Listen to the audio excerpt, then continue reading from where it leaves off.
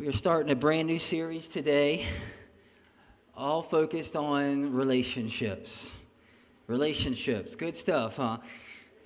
It's the best of stuff and it's the worst of stuff, isn't it? you get the best of both worlds. Andy Andrews, a local author, lives over in Perdido, wrote a book, several really famous books, The Traveler, The Butterfly Effect.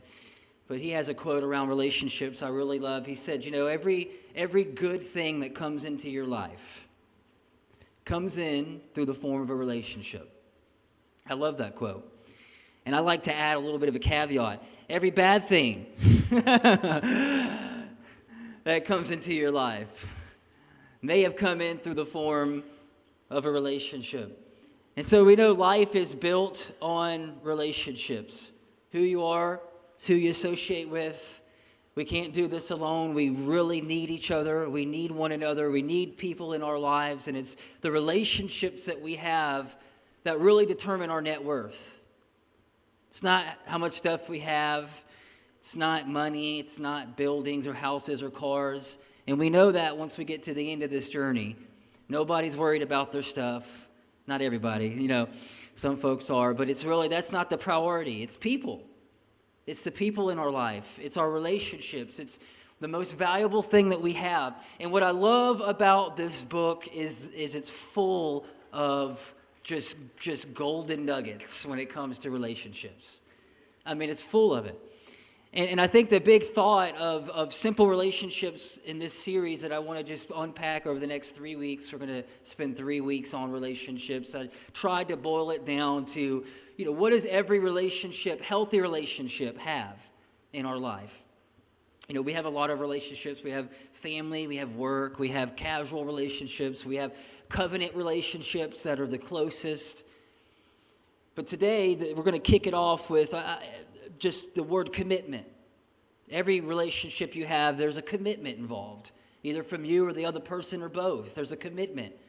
The second thing that every relationship has that's healthy is communication, right? You're letting each other know where you stand. You're committed, but it's not just this unspoken commitment.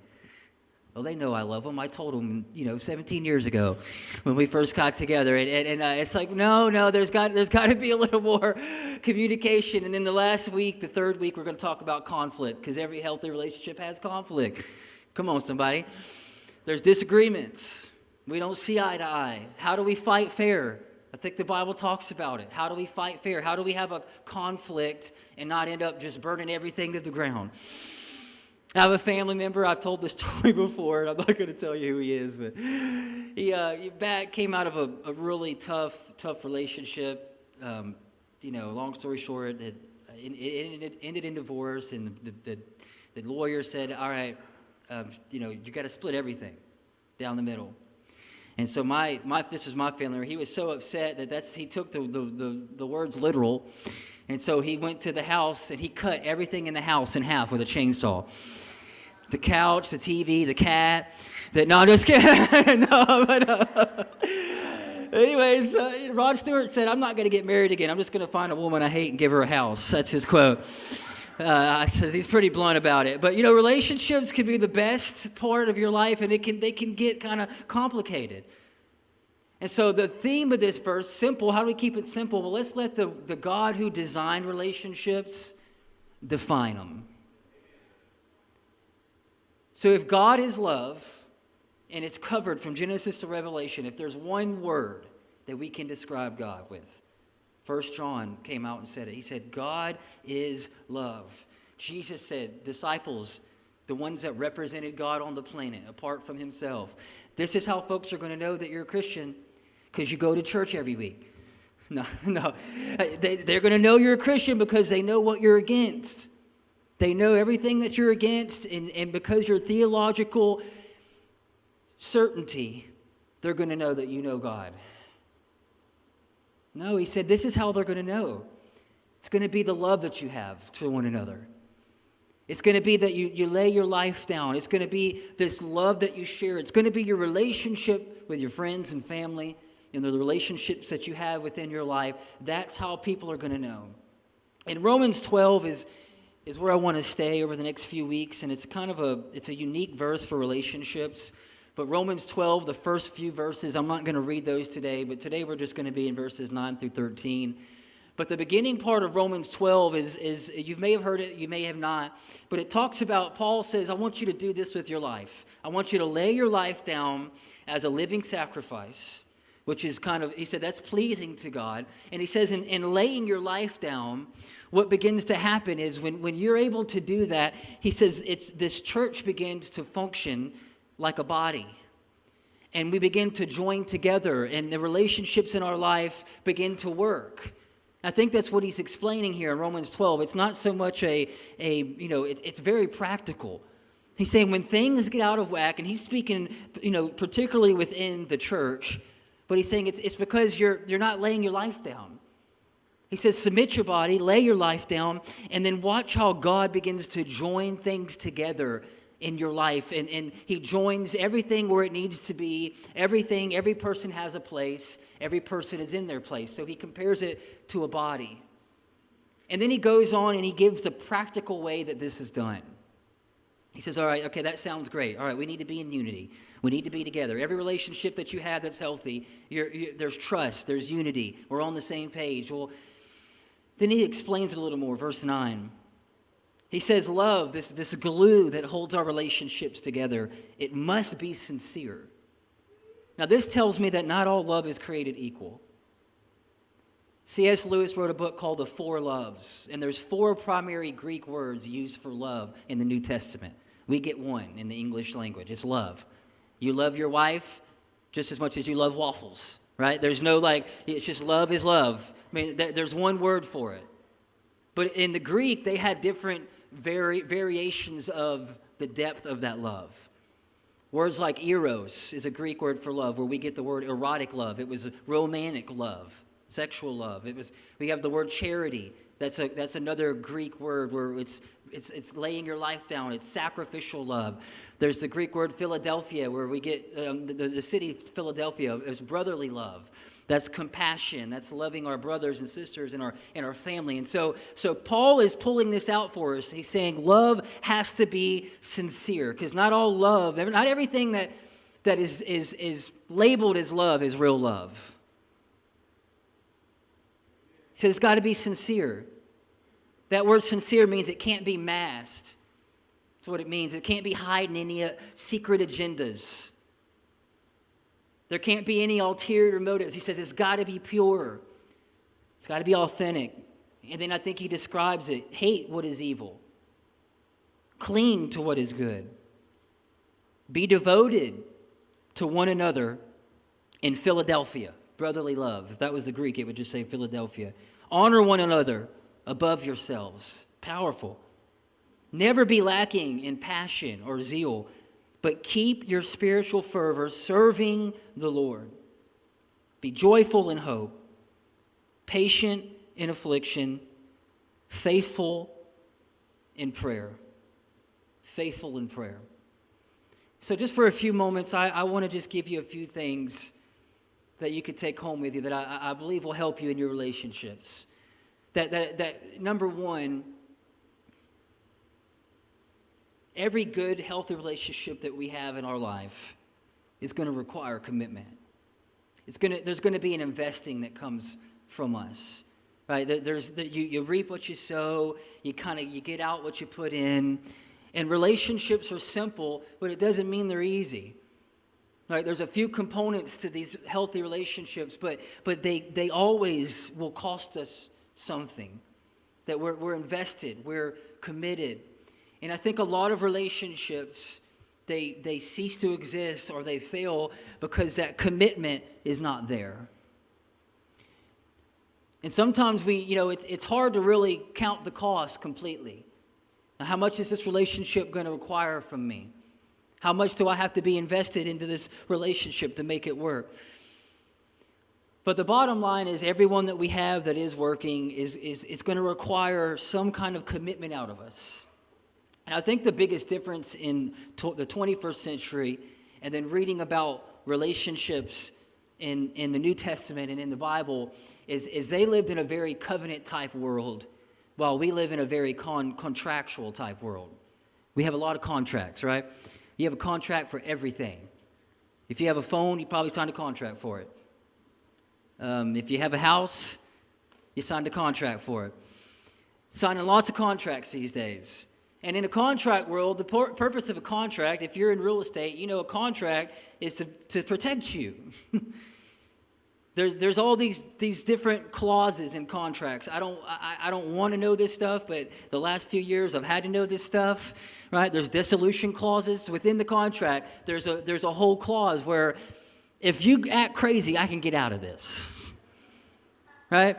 The bank don't trust you. They're loaning you that money for the house that you're living in, and they have this contract so that if you don't do these certain things that you said you were going to do, they can get out. And when the Bible talks about relationships, it uses the word covenant. You know, the Old Testament was the Old Covenant. The New Testament is the New Covenant. And covenants are really different than contracts. So you go into a contract, and the common theme in a contract is I don't completely trust you, and you don't completely trust me. So let's hire a lawyer to help us get this thing, so that we can go down the road together. So it's built on mutual distrust, right? But a covenant is the opposite. It's built on mutual trust. It's saying, I'm going into this come hell or high water, I'm staying. It's your co-pilot. You can play Pac-Man and eat Skittles and drink a Slurpee this whole flight. But I'm going to do my job because I'm going to make sure that this plane gets landed. I'm not going to get out of my side of this deal because you act crazy. That's a contract. Covenant is saying, I got too much on the line here. And in the old, old Testament, I was telling my son this week, and I probably shouldn't have explained this to him, but it's like one of those things you say it and you're like, man, he's 5. But they would call it they would cut covenant. You ever heard that? They would cut covenant. And in that day, they didn't have contracts, they would just cut their hand. They would both be bleeding. They'd shake hands. It was a blood covenant. Basically, it signified there's no way to unravel this. That what's in me is now in you. What's in you is now in me. And this is a deep, deep commitment. It's a deep commitment. And so contracts versus covenant. The Bible is full of covenant language. The world is full of contracts. Contracts, covenants are they always have the interest of the other person in mind. That's a covenant. I want the best for you. A contract is always, well, what's best for me? It's protecting my interest. And so I think that's the first step in understanding relationships is they didn't have a lot of them in the Old Testament and the New Testament, but the ones they did, they valued highly. It's a covenant. So it's hard to understand covenant language, I think, in a contract world. But at the heart of it is committing. At the heart of it is sticking through even when things get rough. I was listening to a pastor, and he was talking about his premarital counseling and how he does the sessions. And he'll have the couple come in. And that's one of my favorite things to do is I love weddings. They're so fun. Premarital counseling, it's awesome. It's fun. What do you say to a young couple that's getting ready to get married? It's like you really there's a lot that you can say. And so this pastor, he was talking about his routine. And he says every time I bring them in and we go through the vows. The traditional vows, I love sitting down with a couple and saying, all right, are you going to write your own vows or you want to do the traditional vows? Can we do both? And it's so fun. And this pastor says, well, he says, let's talk about the traditional vows for a moment.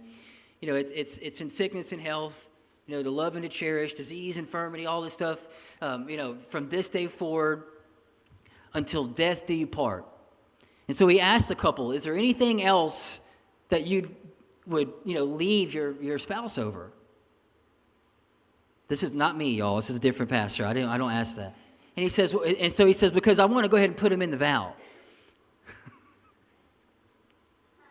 That's heavy there. Until death do us part, until debt do we part. I don't know. If you don't let me surf, we will part.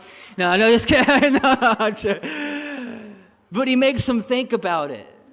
And so the vow is there's one way out. So this is a commitment, y'all, on a level that we've never seen. But what I want you to see before we jump into this, and I'm going to give you these 4 things, is what is our model when it comes to relationships? Do we base it off of what we read in the news? Do we base it off of how our neighbors are doing? Or do we base it off of the relationships that we see in our life? Or do we base it off of God and the covenant that he has with us? And I think when it comes to God, what does it take for God to leave you? If you were marrying God and we were asked that same question, at what point do you quit? At what point does God quit on you? I wanted you to see this in Hebrews 13. God said, I will never leave you. Come on. I will never forsake you. No matter what you face, no matter what relationship in your life works or doesn't work, no matter what you do or don't do, no matter how well you are or how good you are at your job or how bad you are at your job. This is not conditional based. This is not based on performance. This is not based on merit. This is the God of the universe saying, you got a friend that sticks closer than a brother. And so as we go into this, I don't want you to feel shame. I don't want you to feel guilt. God spent a lot of time constructing your future. So please don't let anything in your past rob you from what God has for you right now. And I think that's one of Satan's biggest lies that he uses. He uses it on me all the time. God's not concerned about what you're facing. He's not even involved in what you're going through right now. He's got bigger, better things to do. He's busy, right? There's a pandemic. Did you know that? Like God he's dealing with all that. No. God cares so much about you. He cares about the relationships in your life. And I want you to know you've got an advocate to the end.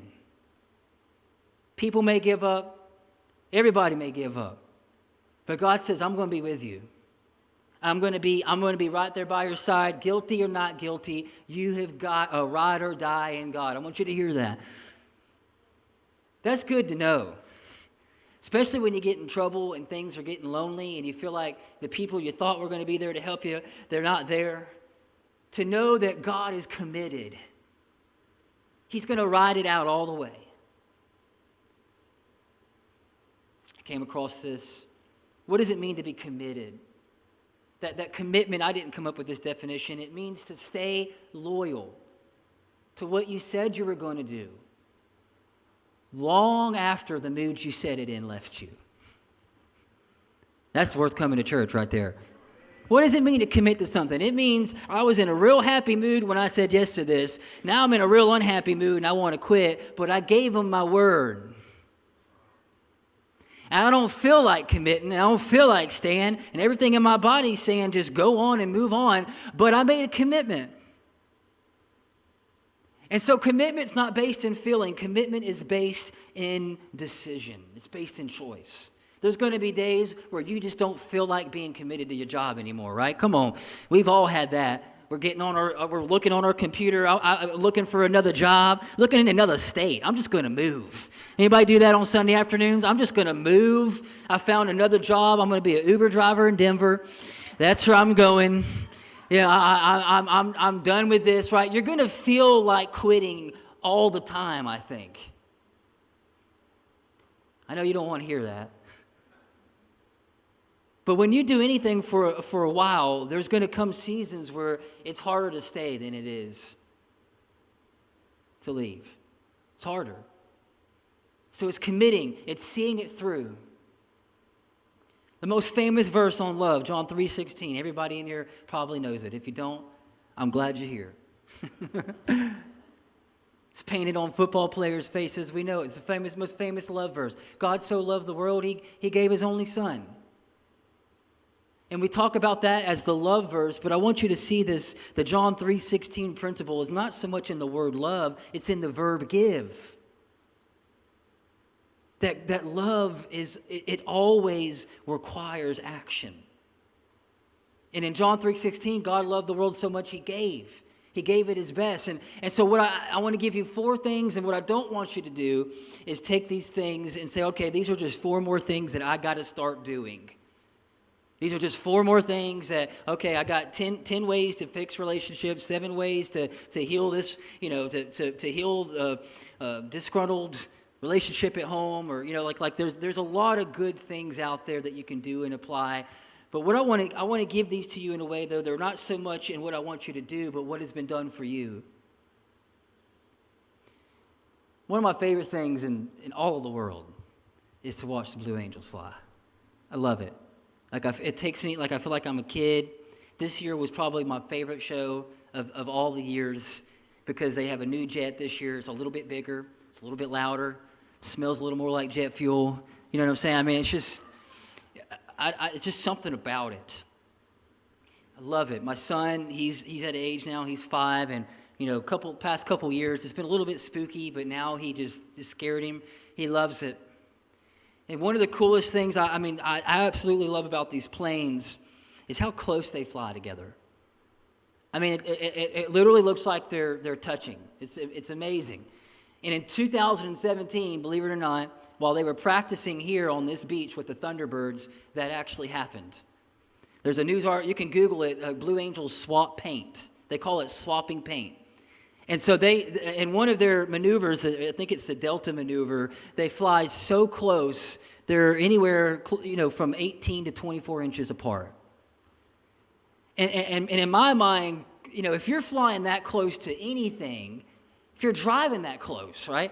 Clearly they got autopilots in these planes or something. Like there's a GPS steering these planes. They're just hitting, flyover maneuver. Boop. And then but there's a little bit of research, and we have pilots in our church, and I love talking with them. That's not how it works. These planes don't have autopilots. As much as I thought they did, they don't. They're all flying in unison, and they're all following the number one plane. There's no electronics keeping them tight. There's no, help from a GPS system keeping them in line. When they're doing these, critical maneuvers, they're following the number one plane. And in the 80s, the Thunderbird, one of the worst accidents that's ever happened in Air Force history, they were following the front plane. And they went and did a big loop, and all the planes were following the front plane. Well, the pilot was flying a little too low, and they followed the front plane, all of them, down into the ground. I didn't know that. And I think when it comes to relationships, it really has to do 100% with who you're looking at. Who are you following? Who's defining what a healthy relationship, a healthy marriage, what are relationships, what should they look like? What's my model? And in aviation with the Blue Angels, if that number one plane gets off, they all get off. Dallas Willard, in his book called The Divine Conspiracy, he has a little segment in there called Flying Upside Down. And he says what's happened in culture is so many people they're watching the wrong plane. They're watching, they have the wrong lead. And so they're following the wrong plane, and it's all ending the same way. And when it comes to relationships, we have the best lead. We have the best number one plane. And our goal is not to get everything perfect. I'm not trying to give you more stuff to do. My goal is to get you to watch him. Follow him. What does the Word of God say about relationships and marriage, and how do I treat people at work and on the job and family and friends? Because if I can just keep my eyes on that, it's going to keep me flying where I need to fly. But as soon as I get my eyes off of that, one of these articles I read about flying, I've never flown upside down, but you can fly upside down so long you don't realize you're flying upside down. Dallas Willard writes about that, and you can almost get confused because your lead is off. And I think when it comes to relationships, we have the best lead. The Bible talks a lot about, This is the goal. This is what you should aim for. This is what you should strive for in your relationships. Because this is how God treated you. This is what God did for you. And so I want to look at that. Number one, committed love as coming from God the Father. What does committed love look like? I just want to give you 4 things. Committed love prioritizes. Committed love prioritizes. When we read about, I'm just going to give you the verse on it, then we'll unpack it. 1 John chapter 3, this is how we know what love is. That Christ laid down his life for us. That he went first. Before there was any potential in our life, before anybody seen really anything good in our life, he prioritized you. He prioritized a relationship with you. There's a million other things I think he could have accomplished while he was here. But he said, no, there's one thing I have to do. I have to lay my life down. I have to go to the cross. Why? So that he could elevate each one of you. So that we could have a relationship with him. He says, I've got to make this a priority. And when I think it comes to relationships, the ones that we don't make a priority, they're going to suffer. Because not every relationship is going to have top priority in our life. That if we're married, that's going to be our top priority, right? That's going to be our spouse. That's number one. Everything else comes behind.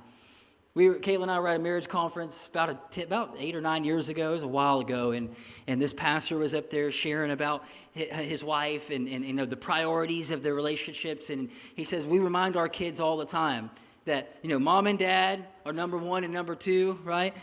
And the kids, y'all are just guests in this house. Okay? Y'all are a far number 3, okay?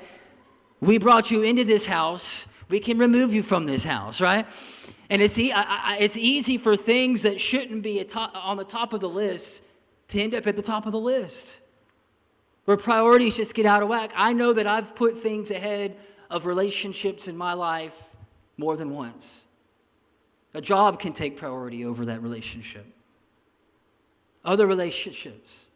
I think it's critical that we remember that God made us a priority, and the relationships that God has blessed us with, we have to keep them a priority in our life. That means we got to make time for them.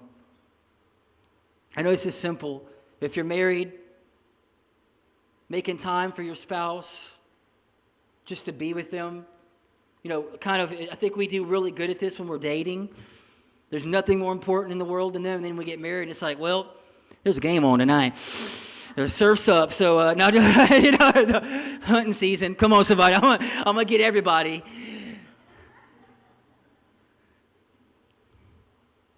Date nights, they're critical. Time where you're just with your spouse. If you can make them weekly, make them weekly. That's one of the things I ask every couple. I ask them, how's your date night look like? When's the last time you went on a date? I was asked that question 5 years ago. We were getting ready to plant this church. And sitting down with another pastor, and the first thing he asked me, didn't care about my theological background, didn't care about any of that. He said, when's the last time you and your wife went on a date? I was like, what does this have to do with planting churches? I didn't say that, but I thought it because it had been a while. We had just had our son. I was embarrassed, like months. And he took that really serious. He's like, if you want to do this, you want to plant a church, and I think if we do anything in life, it all flows out of our close relationships. And when the close relationships aren't healthy, the people that are the closest in these covenant relationships, when that's not healthy, and everything else kind of gets out of whack. And so we gotta remind. I'm reminding you. I love you, and I want these relationships that God has placed in your life to work. And so we want to prioritize them, just the way God prioritized us. We want to make them, put them top on the list. The second thing, committed love does, is committed love pursues. When I think about God's love, I think about the love that we all share. It's not a love that we found. It's a love that found us, right? It's a love that pursues. It's a love that left heaven and came to earth and put on flesh and walked around for 33 years and endured all types of hurt and pain and ridicule. Why? So that he could pursue you. so that he could be close to you, so that he could be touched with the same feelings that you're touched with, and know what it is that you face and go through, and be able to not only experience what we all experience, but to be able to encourage us when we're going through those same types of things. It pursues us. The love of God runs us down. The love of God, I'm so glad that the love of God kept knocking on the door in my life when I shut it and nailed it closed. I'm thankful that the love of God never got so far distanced in my life that I knew that it was always there. I was always reminded. It was just something that I knew that I needed to receive. The love of God pursues us. One of my favorite stories in the Bible, the story of the prodigal son. And one of the portions of this story that, I think we read over really fast is how the prodigal son got his inheritance. There was two brothers. There was a dad. The dad was wealthy. And one of the brothers, the younger brother, said, you know what, I'm tired of these rules. Tired of living in dad's house. I got everything I could possibly want, but I think I could do it better on my own. And so he goes to his dad and he asks him for his inheritance. Now, keep in mind, you get your inheritance when dad dies. It's the way it works. It's the way it works now. It's the way it worked then. And so his son basically is saying, Dad, you're dead to me. I just want your stuff. And took that inheritance and went and squandered it. Now, how do you think Dad's feeling? I love the Bible because it's a real magic book, y'all. Because of the story of the prodigal son, at one point in your life, you may be the prodigal son. And then at one point in your life, you may read that story again, and you may be the hurt dad whose son is going buck wild and spending all your money. But he gets to the end of his rope, and he runs out of money. And he, in his mind, can't go back home. According to the law, probably shouldn't go back home. And it says that he just came to himself. He had an aha moment and thought, you know what? Even the lowest of the low in my dad's house are being treated better than I am right now. He was eating the food, almost ate the food the pigs were eating. And so he's dragging himself back home, smelling like a pig, no money left. The last conversation he had with his dad was, give me what's mine. I don't want a relationship with you. I just want what you can give me. And you know what his dad was doing when he came home? It says while he was still a long ways off, his dad was watching for him. And his dad came running for him. And in that day, they wore these long, like basically dresses. And so in that day, for a man to run, it was improper. So he had to pull up that dress, and he's running for his son. Can you see this? The son that hurt him so bad, the son that said, I don't want nothing to do with you anymore, I just want your money. And as soon as he seen his son come, he ran to him. That's the God that you serve. Now, people will tell you otherwise. Religion will say, you better get your stuff together, boy, before you come back to this house. Religion will say, you better get your life right out there, then you're invited in here again. But he embraced him. He pursued him. He ran to him. Now, when you've been hurt a lot, I know that's hard to do. Now, if you got a son that this is his 37th time that he's taken all your stuff and he's blown it, and maybe there needs to be a conversation first. I don't know. But God and his love pursues you. And I believe it's always there, and it's always running, and it's always coming after us. And he does something else. He says, okay, he gets a robe. He says, I want a robe. Get the best robe that we have. And I want a ring. I want you to put it on my son's hand because I want everybody to know in the family business, I want everybody to know that's in this house and in the community that my son is home and he's mine. And we're picking up right where we left off. And I think that was symbolic. That was symbolic. That was showing that not only does the love of God pursue you, when he finds you, he protects you. He put that robe on him not because he needed to clothe him. He put that robe on him to protect him from the words. The older brother, right? You know the older brother. We all have an older brother. I'm an older brother, right?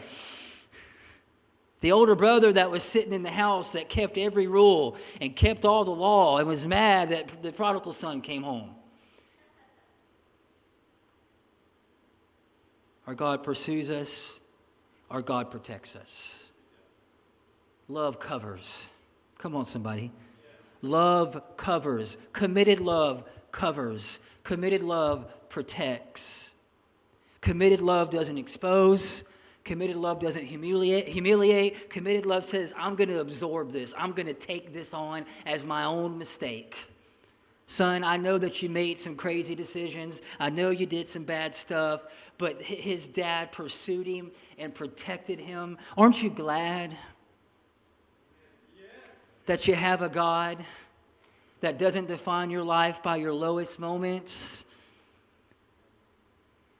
Aren't you glad that you have a God who will stand in and protect you when everybody in your network says he's guilty? What's he doing here? Why is he getting a second chance? Come on, somebody. That's our model. That's the plane we're following, y'all. That's how I know that I'm committing in my relationships, because I'm protecting the people in my world. If somebody comes to me and asks me, hey, so-and-so on your staff did this or did that, I'm going to stop them. I learned that at Pepsi. Before you go any farther and start telling me about how bad of a job Johnny does, let's call Johnny. This works in marriage. This works on the job. This works in church. It's protecting the people in our life. It's being the person that's not willing to listen to that. It's being the person that's willing to maybe even sacrifice to protect the people that you love. We have a God that does that for us. And then here's the last one, the fourth one. Committed love. 1 Corinthians chapter 13, it's the love chapter. I read it at every single wedding, one of my favorite verses. And it's a beautiful verse for many reasons. But there's 11 or 12 things in that verse. It's known as the love chapter, that talks about what true love exemplifies. Right? Love is patient, it's kind, it's not arrogant, it's not rude, it doesn't envy, it doesn't boast, it doesn't insist on its own way, but it insists in the truth. It bears all things. It believes all things. But at the end of that chapter, there's four things that love always does, that Paul writes about. He says love, pure love, committed love, it always protects. We talked about that. It always trusts. It always hopes. And then there's this last one I want to give you. They all start with P. It's a disease. It always perseveres. And he starts this list off, Paul, he starts this list off with love is patient. That's the first attribute of committed love. And he ends it with it perseveres. And I didn't catch that until this week. And I love, because I think when it comes to committed love in our life, it starts with patience a lot of times. It starts with waiting for the good. Come on, somebody. But it might end in perseverance. And perseverance is not waiting for the good, but it's waiting for the pain to go away. And when he says love perseveres, I think it just simply means that love stays. It's committed. It's fixed. That word persevere, it's to stay and endure under heavy trial. It's to stay and to endure under persecution. And when everybody in your life thinks that you should just walk away, but no. Love perseveres. Love stays. That's not what love does. Now, I know that everybody has different stories and different experiences, and I know There's a lot of pain around this topic. So please don't let shame, just shut the door on shame. Love perseveres. And you don't need perseverance until you're in a place or a moment where you just feel like quitting. You need patience when you really want to do something you can't do yet. But you need perseverance when you really want to get out of something.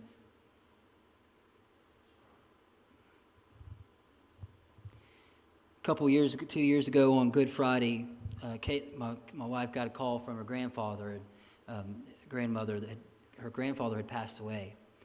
And we drove out there, and they lived in Jay. And we were driving out there, and her grandmother wanted to stay with him for a little while. So they left him at the house, and when we got there, he was still there in the bed, and they were together. And she was holding his hand, and we walked in the room, and 65 years they were married. 65 years. I don't remember a whole lot, but I just remember her being in the bed, and we walked up, and she grabbed her hand, and we were talking.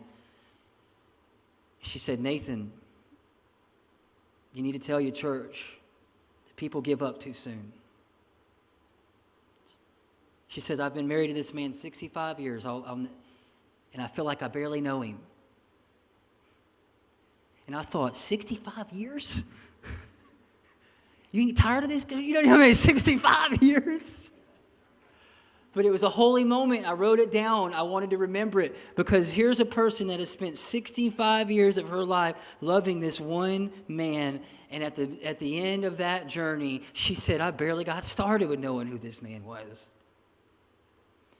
And I think when the Bible says love perseveres, there's more on the other side of this struggle you're in.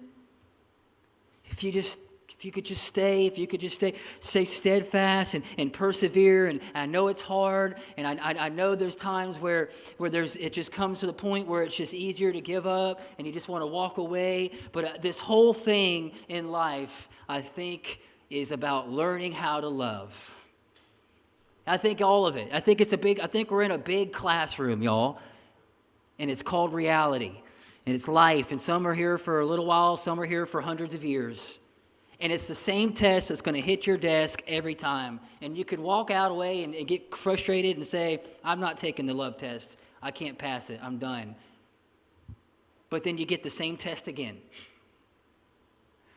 And God's going to bring somebody in your life that's unlovable. And God's going to hook you up with somebody in a relationship. And there's going to be friction. And there's going to come opportunities in your marriage and in relationships where it would be easier just to quit. But it's just a test. And I think what we have in our relationship with God, and as we close, is we have the power to persevere. He's not asking us to do something He did not do. Come on, somebody. And He's not asking us to do things in our own strength, because to love the people well in your life, you're going to need that supernatural power of God's love.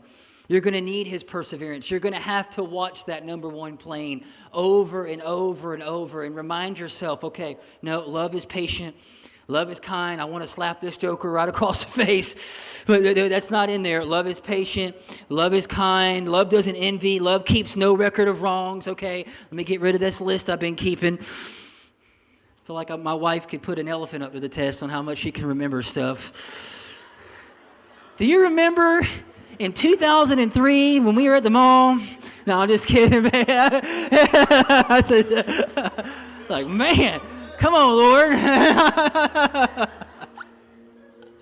I do the same thing.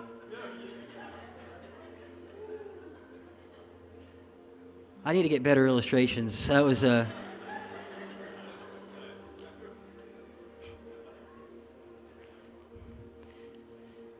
perseveres. And so what I want you to do in front of you, there's some communion packets. And I know we don't take communion every week. We don't take communion every month. But it's really special when we do. And I want to take communion for this specific reason today. Because Because I think the first person to take communion was the thief on the cross. I think he understood what the disciples didn't understand. And in the last few moments of Jesus' life, he persevered. He persevered. He could say, Te telestai, it is finished. He completed it. I made it. I stayed faithful. And this thief on the right side, he was saying, well, Jesus, I got one thing to ask you. When you get into heaven, will you remember me? So if I'm dying and I've got the Son of God next to me, I don't know how much I'm going to care about him thinking about me when he gets to heaven. Is that what he was saying? When you get to heaven, just think about me. Remember me. Think a good thought towards me. Jesus, I don't think that's what he meant. I think this is the first mention of communion because this thief understood something. When he says, remember me, I think what he's really asking is, Jesus, my life is in a million pieces right now. My relationships are broken. There's stuff in my life that is not working. Can you remember me? Put the pieces back together. The relationships that need to be healed, can you heal those? The brokenness that's in some of my relationships, they kind of feel shattered. There's not much left there. It feels like it's just pieces on the ground, and I'm just showing up. Can you put them back together? And we serve a God who can do that. And so I want you to think about the relationships in your life, the people that you should be connected with right now, and that relationship's not there. Could be a son, could be a daughter, could be a husband, a wife, could be a friend, a colleague. I don't know. But can we take our relationships and take them to the foot of the cross, and just like that thief asked, Lord, can you remember my life? The people that I need to be connected with, can you connect me? Do I need to forgive somebody? Am I holding on to grudges and bitterness and things that I don't need to hold on to? So if you take that bread, represents the body. It says the night that Jesus was betrayed, he took the bread and he broke it. He said, this is my body. It's broken, but it's not going to stay that way. If there's some things in your family, I need you to really lean in on this. If there's some brokenness in the relationships in your family, I want you to believe God as you eat this, that he's going to bring healing. He's going to bring healing. You've been persevering, you've been praying, you've been believing God to fix that thing in your life. I want you one more time. Can you try one more time? That with his broken body, we can be put back together, our relationships, the people that we love the most. You can take the bread.